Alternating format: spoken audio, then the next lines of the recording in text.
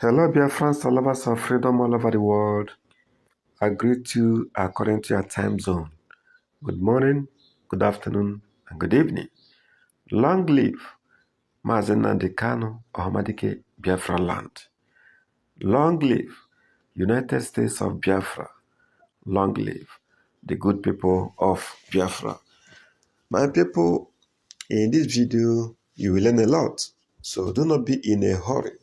Tighten your seatbelts and watch this video. Don't forget to comment. Don't forget to share this video and also give us a thumbs up. Thank you and God bless you. Let's go. Even like I've said in my previous video, the African Cup of Nations that is currently going on, we have so much influence in the case between Nigeria and DR Congo, in which the NFF of Nigeria accused DR Congo of feeding 9 eligible players in the World Cup playoff game. Even like I said before, that CAF, who are the head of African football, are siding with Nigeria in the petition against DR Congo. But in today's video, we'll be looking at it in a deeper sense. We'll be evaluating and bringing out of fact why I'm saying that the African Cup of Nations that is currently going on, we have so much influence in that case between Nigeria and DR Congo. Now let's dive in proper. Now, like I always say, CAF wants good representatives that can be able to represent the African continent in the World Cup. Because if we should look at the teams from Africa that have already qualified for the World Cup, you will discover that most of them are playing against some giants in Europe and some giants in South America continent. For example, looking at Algeria. Algeria's opening game in the World Cup is against the defending champion Argentina. What about Senegal? Senegal opening game in the 2026 World Cup is against France, who are the champions in World Cup 2018 and in the previous World Cup in Qatar 2022. France ended up being runners-up to Argentina. So you can see that France is a good side. What about Egypt? Egypt opening game is against Belgium, and we all know that in the 2018 World Cup, Belgium took third. They won the third place against England. So you can start these African teams I just mentioned. They are playing against tougher opponents. What about Morocco?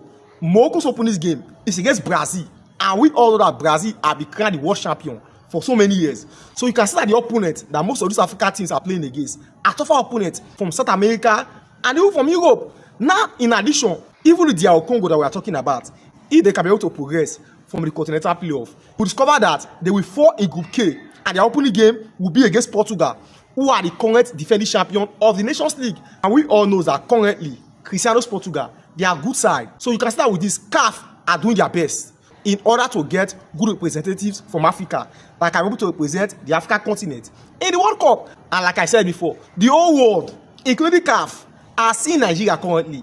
They are seeing the manner in which Nigeria is thriving, the manner in which they are dominating in the African Cup of Nations currently, triumphing in winning ways.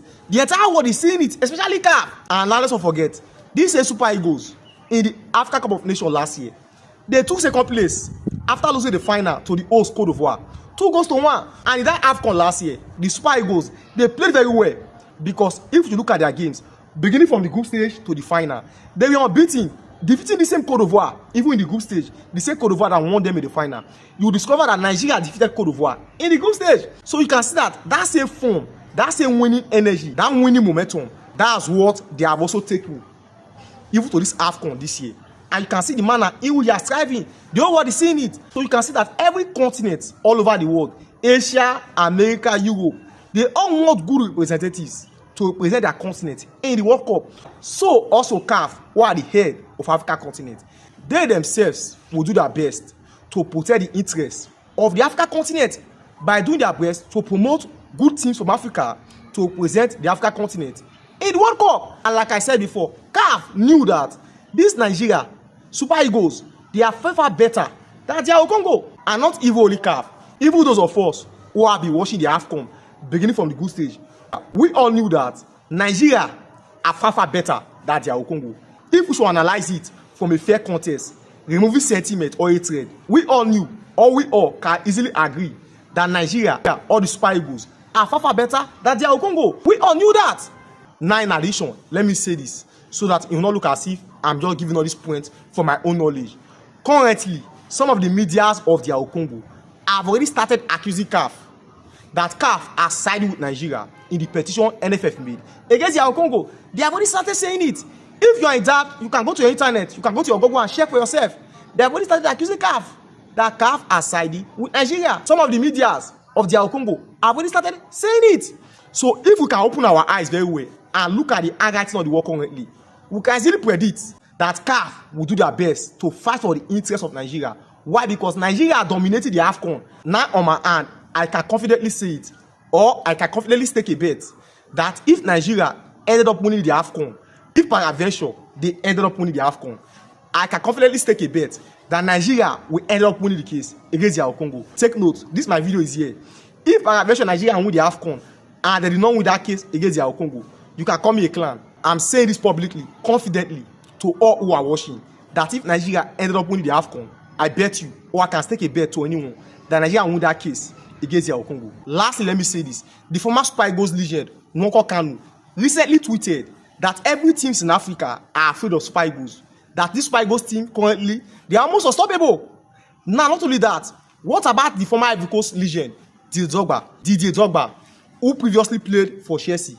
He also tweeted that Victor Osimhen is the best striker in Africa currently. He also added that with Victor Osimhen playing for the Super Eagles, they are almost unstoppable. That the Super Eagles are a big threat to other teams in the African Cup of Nations. In my opinion, I think that anybody that is saying that Nigeria are not playing well the AFCON, that person may just be saying it out of hatred or out of sentiment for Nigeria, because with the handwriting on the wall that we all are seeing, I can easily predict that the odds are in favor of Nigeria. Thank you very much for watching. Nigeria have footballers. Nigeria as a country have quality, talented footballers. All the tribes in Nigeria, let's say Igbo tribe can give us the best in terms of football, followed by possibly the Bini tribe before the Yoruba tribe. Let's say Hausa tribe, once in every 50 years, they can give us one or two players. But the Fulani tribe have never given us any player. Even if you give them 1 million years, they can't produce a footballer. The Igbos have been the best. The Bini is second, and Yoruba is third. Other minority tribes may have contributed also. But then my point is, football is the only thing that unites the country. The country is fragmented, is divided, but football is the only thing that brings Nigerians together. So my question is, why can't the leaders focus more on football, pumping money there, bring the best handlers to handle the boys, give them whatever they want. So this is the only singular thing that unites the country. Focus on it. Focus on football. Okay? Do all it takes to make sure Nigeria goes to every World Cup, every African Nations Cup, every international engagement. Make sure that Nigeria participates, because this is the only thing that takes off our mind from poverty, from all insecurity, from all this governmental misrule. Football can unite Nigeria, so focus on it. If you can do that, I'm telling you that you are doing well in terms of sports. Okay? Now, FIFA and the African Federation are doing all they want to do, all that is possible to make sure that Nigeria is represented in the World Cup. They want Nigeria to go to the World Cup. It's no more a secret. So they will look for every excuses, because Nigeria have a large followership. They have people everywhere. So Nigeria not going to the World Cup, FIFA will lose. Talk about air tickets, talk about entertainment, talk about the gate fee and all that and all that. So FIFA is going to lose greatly.